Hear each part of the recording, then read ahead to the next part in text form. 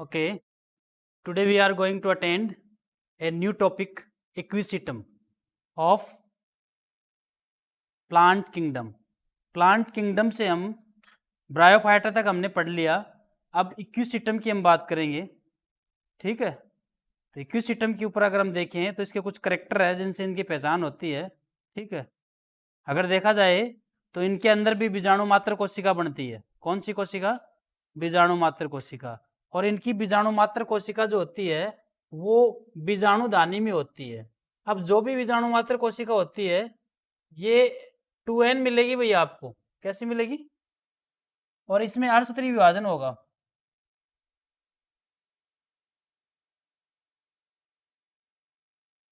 और उसके फलस्वरूप जो आगे जो बनेंगी वो n बनेंगी, अगुणित बनेंगी। कैसी बनेगी? और इनको आप बीजाणु बोलोगे। अब क्या बोलोगे? समझ में आ गई बात? तो यहाँ पे देखो, अर्धसूत्री विभाजन के फलस्वरूप बीजाणु बनते हैं। अब ये बीजाणु कैसे, उनके बारे में बता रहे हैं। अंकुरित होकर, ये पहले अंकुरित नहीं होते हैं, ऐसे बीजाणु है। और जैसे ये अंकुरित होते हैं तो इनकी स्ट्रक्चर जो है वो चेंज होने लग जाती है। ये बहुकोशिक हो जाते हैं। पहले एक कोशिक होता है ये सिर्फ, अब धीरे धीरे समसूत्री विभाजन करता है। कौन सा विभाजन? समसूत्री विभाजन करता है और बहुकोशिक होने लग जाता है। मुक्त जीवी तथा प्रकाश संश्लेषी थैलाब युग्मकोद्भिद बनाते हैं। और ये बहुकोशिक होकर आगे जाके मुक्त जीवी, मतलब मुक्त जीवी का मतलब उसको किसी से पोषण की आवश्यकता नहीं, उसके पास खुद के पास पोषण है, वो अपने आप जीवित रह सकता है और प्रकाश संश्लेषण कर सकता है। तो ऑब्वियसली है, प्रकाश संश्लेषण करने वाला किसी पे डिपेंड नहीं हो सकता। दुनिया के अंदर जो भी जीव प्रकाश संश्लेषण करता है वो किसी दूसरे पर डिपेंड नहीं हो सकता, केवल सूर्य के अलावा और किसी चीज पर डिपेंड नहीं है। तो इस प्रकार से मुक्त जीवी हुए और आगे जाकर इनमें क्या बनता है? युग्मकोद्भिद। क्या बनता है? टेरिडोफाइटा के सदस्यों को निषेचन के लिए जल की कम आवश्यकता होती है। ऐसी बात नहीं इनको जल बहुत ज्यादा चाहिए, छिछले जल में भी ये क्या कर लेते हैं? निषेचन कर लेते हैं, ठीक है। नेक्स्ट अगर हम बात करें तो इनके अंदर नर जनन को पुंधानी तथा मादा जनन अंग को स्त्रीधानी कहा जाता है।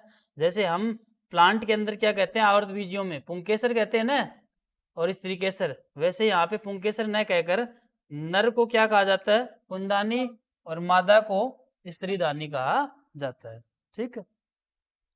पुंधानी से पुमण बनते हैं भाई। क्या बनते हैं? और पुमण क्या है?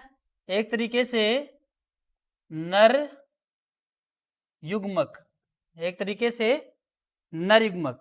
क्लियर? अब इनमें ये अगुणित है या द्विगुणित है? पुमण, पुमण अगुणित होगा कि द्विगुणित होगा? अगुणित होगा। नर युग्मक और मादा युग्मक जब भी बनते हैं तो अर्धसूत्री विभाजन के फलस्वरूप बनेंगे, तो पुमण बनते हैं। और ये पुमण जो होते हैं स्त्रीधानी के पास पहुंचकर अंड कोशिका से जुड़ जाते हैं। मान लो ये पुमण बना और ये स्त्रीधानी है, स्त्रीधानी के अंदर एक होती है अंड कोशिका। क्या होती है? और पुमण के अंदर होते हैं नर युग्मक। तो आगे जैसे इसके पास पहुंचता है तो इसके साथ ये नर युग्मक अंड कोशिका के साथ जुड़ जाता है और इसको निषेचन, अंड कोशिका के साथ जुड़ जाता है और निषेचन की प्रक्रिया स्टार्ट हो जाती है। जैसा ये निषेचन हुआ उसके बाद में आप जानते हो क्या बनेगा? उसके बाद में आप जानते हो क्या बनेगा? क्या बनेगा? जायगोट बनेगा। कहीं पे भी चले जाओ, किसी भी संघ की बात कर लो आप, जायगोट बनेगा ही। जायगोट बनता है तो फिर उसमें सेल डिवीजन बढ़ता जाता है, इसलिए बहुकोशिक बीजाणुविद अवस्था आती है। पहले जो अवस्था आ गई थी वो कौन सी आ गई थी? पहले जो अवस्था आ गई थी अपने पास युग्मकोद्भिद अवस्था। कौन सी आ गई? अब जो अवस्था चल रही है वो कौन सी आ रही है? बीजाणुद्भिद।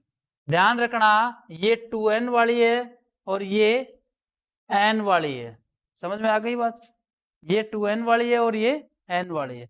और आगे जाके इससे क्या बनेगी? बीजाणु मात्र कोशिका। बीजाणु मात्र कोशिका के अंदर अर्धसूत्री विभाजन होगा और बीजाणु बन जाएंगे। वो वापस से कौन सी अवस्था आ जाएगी? युग्मकोद्भिद। कौन सी आ जाएगी? टेरिडोफाइटा पादपों में बीजाणु एक ही प्रकार के होते हैं, डिफरेंट नहीं होते हैं, एक ही प्रकार के होते हैं, ठीक है। आगे अगर हम बात करें तो ये देखो इक्विसिटम का प्लांट दिखा रखा है, ठीक है। कुछ इस प्रकार से होता है। तो देखो स्पष्ट स्ट्रक्चर नजर आ रही है इसमें आपको, पत्तियां है, इसमें मूल भी जो है नीचे राइजोम के रूप में लटकी हुई नजर आ रही है, ठीक है, और इसमें तना भी आपको नजर आ रहा है। क्लियर। इक्विसिस्टम के अंदर ही और बात करें, बड़े बीजाणु से मादा युग्मकोद तथा छोटे बीजाणु से नर युग्मकोद का निर्माण होता है। भाई बीजाणु ही बना है, यहाँ पे बीजाणु बन गए, बीजाणु दानी से निकले।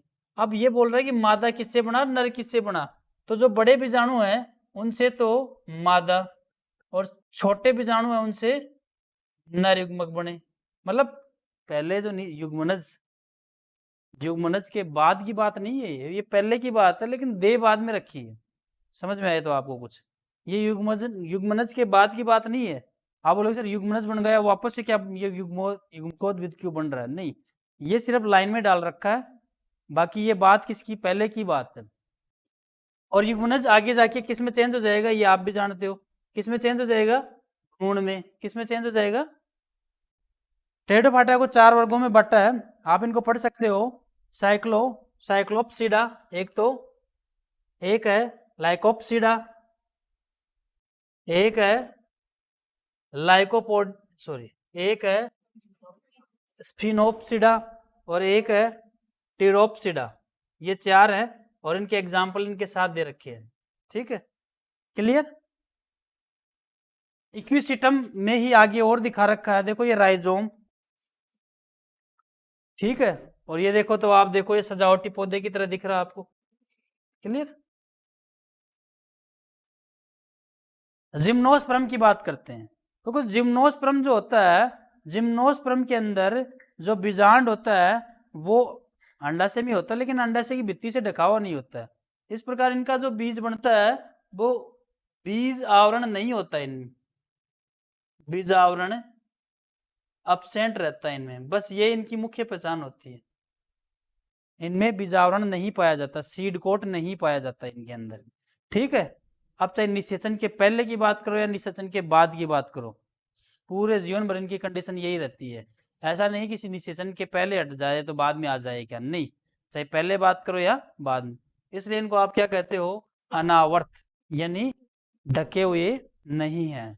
जिम्नोस्पर्म की अगर हम बात करें तो ये कैसे हो सकते हैं, ये मध्यम आकार के हो सकते हैं, लंबे आकार के हो सकते हैं और झाड़ी नुमा भी हो सकते हैं। इनमें लंबों में सिक्वा वृक्ष का एग्जाम्पल दे रखा है, ठीक है। और इनकी जो मूल है सामान्यतः कौन सी मूल है, मुसला मूल। मुसला मूल आप जानते ही हो, एक प्राथमिक मूल निकलेगी, उससे द्वितीयक तृतीयक मूल निकलती रहेगी, इसको आप क्या कहोगे, मुसला मूल। ये बात हमारी पुष्पीय पादपों के आकार की वाले चैप्टर में पूरी हो गई थी। आगे देखें तो इसकी जो मूल है वो 2 फंक्शन और शो करती है। कभी कभी इसकी जो मुसला मूल होती है, इन सदस्यों की कुछ सदस्यों की जो मुसला मूल होती है वो कवक के साथ साहचर्य कर लेती है।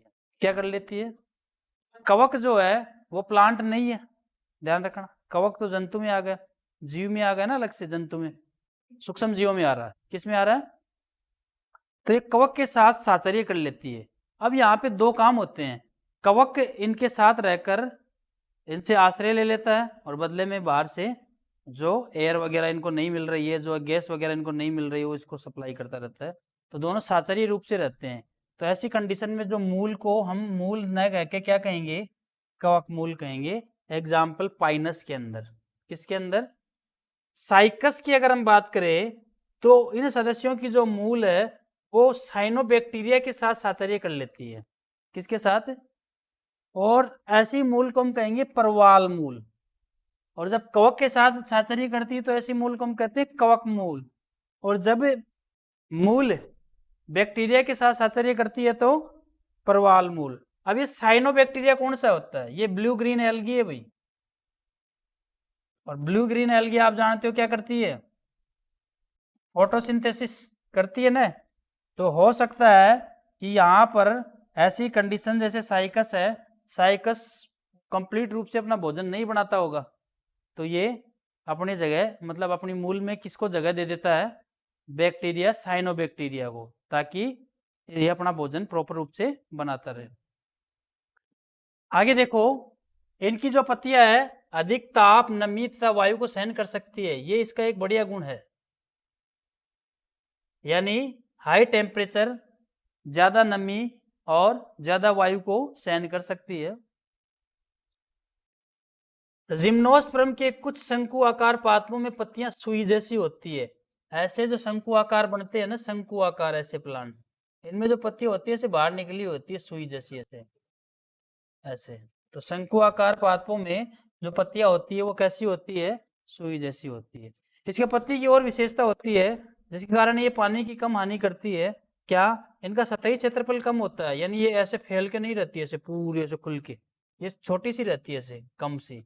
और इसके ऊपर भी क्यूटिकल का आवरण पाया जाता है। किसका आवरण पाया जाता है? क्यूटिकल का। जैसे ये क्यूटिकल का आवरण, ये पत्ती है और ये क्यूटिकल का आवरण। क्यूटिकल आप जानते हो मोम जैसा होता है, तो मोम जैसा होगा तो इसके छिद्र को बंद कर देता है, और छिद्र बंद हो जाते हैं तो वाष्पोत्सर्जन की क्रिया कम हो जाती है। ऐसी कंडीशन में किसकी हानि नहीं होती है? अब जल की हानि नहीं होती। तो अगला पॉइंट यही दे रहा है आपको, जिनकी पत्तियां का सतही क्षेत्रफल कम, मोटी, क्यूटिकल तथा रंध्र रहित होती है, ऐसी कंडीशन में पानी की कम हानि करते हैं ये। ऐसी कंडीशन में आगे अगर हम इसमें देखें तो जिम्नोस्पर्म जो पादपों में बीजाणुधानी में लघु बीजाणु तथा वृहद बीजाणु बीजाणुपर्ण पे लगे रहते हैं। देखो बीजाणुधानी और बीजाणुधानी के अंदर भी एक स्ट्रक्चर जिसको आप कहोगे बीजाणुपर्ण, और इनके ऊपर क्या लगे हुए हैं? जैसे लघु बीजाणुधानी में क्या लगे हुए हैं? लघु बीजाणु। और गुरु बीजाणुधानी में क्या लगे हुए हैं? यानी ये बीजाणुधानी हो गई, और ये जो है इसको बीजाणुपर्ण कहेंगे। तो इनके अंदर गुरु बीजाणु और लघु बीजाणु लगे हुए हैं। गुरु बीजाणु आगे जाकर मादा युग्मकोद बनाएगा, और लघु बीजाणु आगे चलकर नर युग्मकोद्भिद का निर्माण करेगा। इनकी बीजाणुपर्ण के बारे में बता रखा है, ये सर्पिलाकार, ढीले व सघन होते हैं। ऐसे स्पाइरल होते हैं, ढीले भी हो सकते हैं ऐसे, और सघन ऐसे एकदम इकट्ठे आस पास एकदम इकट्ठे भी हो सकते हैं। और ये बीजाणुपर्ण शंकु का निर्माण करते हैं। ऐसी कंडीशन से शंकु का निर्माण कर लेते हैं। एक और स्ट्रक्चर आ रही है बीजाणुधानी। बीजाणुधानी के अंदर बीजाणुपर्ण। बीजाणुपर्ण जो है वो ढीला भी हो सकता है और सघन भी हो सकता है, और ऐसी कंडीशन में वो एक अंदर एक शंकु बना लेते हैं। क्या बना लेते हैं? ऐसे शंकु जिन पे लघु बीजाणुपर्ण, लघु बीजाणुधानी उपस्थित होते हैं उन्हें नर शंकु कहते हैं। जाहिर सी बात है, अगर शंकु बन रहा है किसके अंदर? लघु बीजाणुधानी में, तो आप इसको क्या कहोगे? नर शंकु। और यदि शंकु बन रहा है गुरु बीजाणुधानी में, तो आप इसको क्या कहोगे? मादा शंकु। नर शंकु आगे चल के नर युग्मकोद्भिद बनाता है, और मादा शंकु आगे जाके मादा युग्मकोद्भिद बनाता है। नर युग्मकोद्भिद संरचना से परागकण बनता है। ये बात जैसे ये हो गई लघु बीजाणुधानी 2N, इससे लघु बीजाणु बने। अब इनमें हुआ परिवर्धन यानी अंकुरण, और इससे बन गया परागकण। क्या बन गया? परागकण से परागनलिका बनी। क्या बनी? और परागनलिका में 2 नरयुग्मक आ गए। क्या आ गए? तो ये स्टेज है। आगे देखो, मादा शंकु गुरु बीजाणुपर्ण तथा गुरु बीजाणुधानी पर बनते, ये बात पहले ही हमने डिस्कस कर ली। ठीक है। नर शंकु तथा मादा शंकु एक वृक्ष पर भी हो सकते हैं और अलग अलग वृक्ष पर भी हो सकते हैं। एक प्लांट पर भी हो सकते हैं और अलग अलग प्लांट पर भी हो सकते हैं। बीजांड में उपस्थित बीजांड काय की कोशिकाओं से गुरु बीजाणु मात्र कोशिका का निर्माण होता है। यानी देखो ये चीजें आगे होंगी,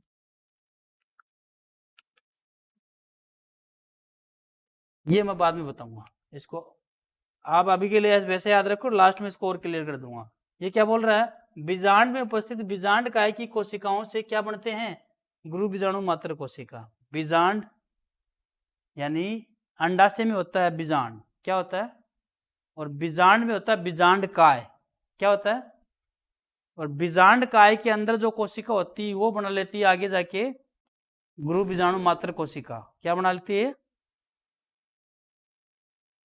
गुरु बीजाणु मात्र कोशिका में अर्धसूत्रीय विभाजन होता है, 4 अगुणित गुरु बीजाणु बनते हैं। और लघु बीजाणु मात्र कोशिका में अर्धसूत्रीय विभाजन होता है, 4 अगुणित लघु बीजाणु बनते हैं। दोनों की कंडीशन सेम है।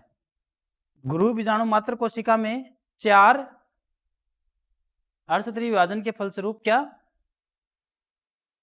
4 अगुणित गुरु बीजाणु बनते हैं। और लघु बीजाणु मात्र कोशिका में, इधर देखो, बीजाणु धान्य और एक है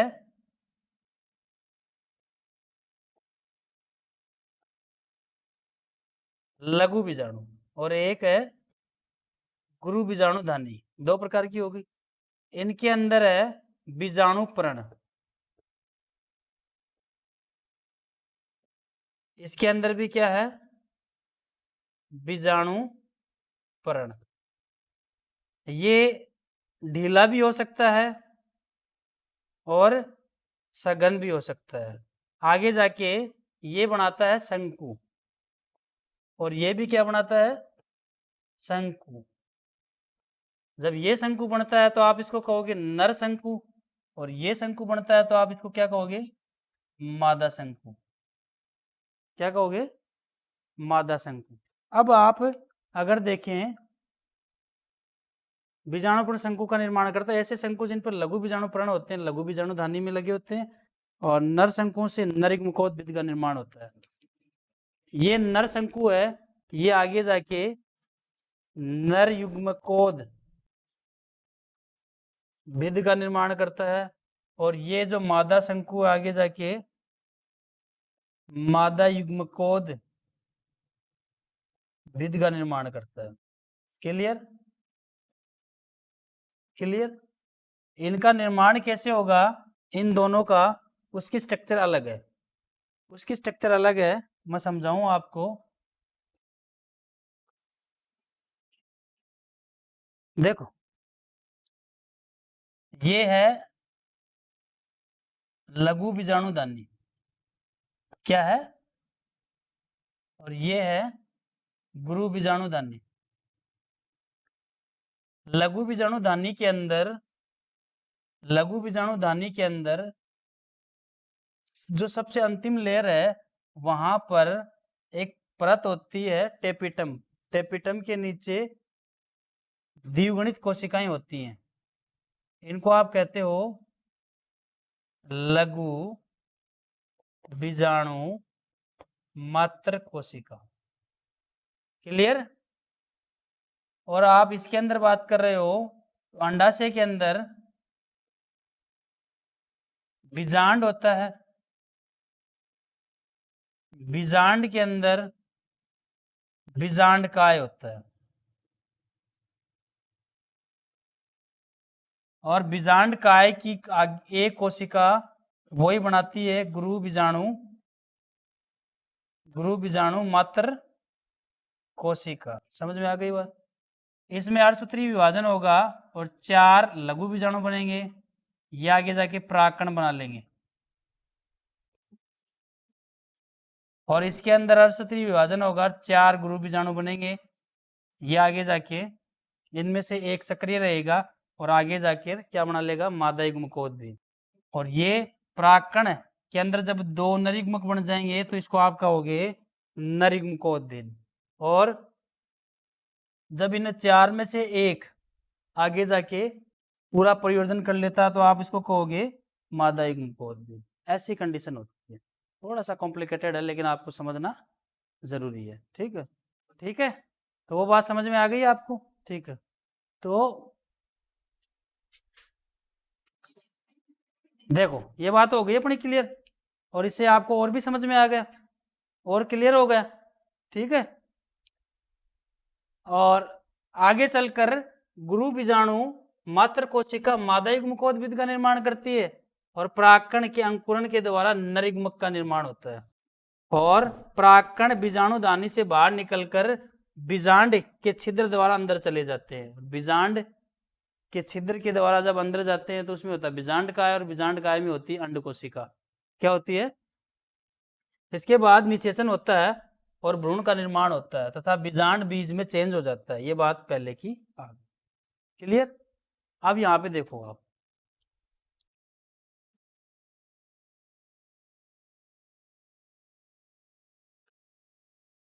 अंडाशय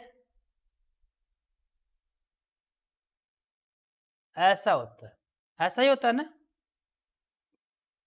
और उसके अंदर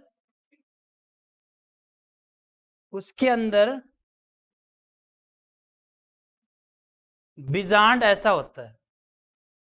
क्लियर? और